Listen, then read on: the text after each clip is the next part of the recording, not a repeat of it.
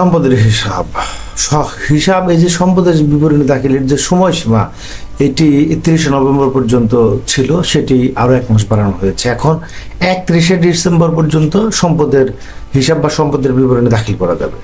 এটি মূলত করা হয়েছে, আমরা জানি এই কয়েকদিন আগে আপনার আয়কর দাখিলের বা রিটার্ন দাখিলের যে সময়সীমা সেটি বৃদ্ধি করা হয়েছে 1 মাস। তারই ধারাবাহিকতা এই সম্পদ বিবরণী দাখিলের যে সময়সীমা সেটি আসলে বাড়ানো হলো।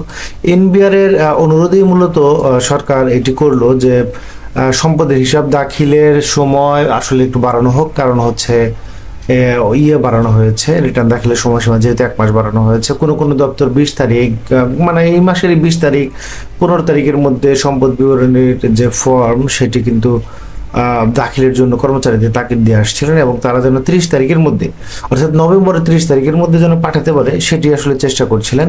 তো এখন সরকার আবার সেই যে এই ফর্ম দাখিলের যে সময়সীমা সেটি বৃদ্ধি করলো।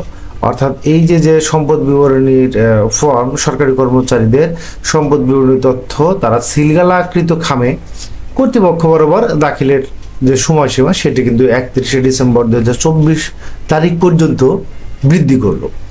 এটি করার পিছনে কারণ হচ্ছে যাতে দুর্নীতিটাকে প্রতিরোধ করা যায় এবং তাদের হিসাব থেকেই যেন সরকার দুর্নীতি বের করতে পারে এবং দুর্নীতি যারা করে অঢেল সম্পত্তির মালিক হয়েছেন তাদের যেন চিহ্নিত করতে পারে।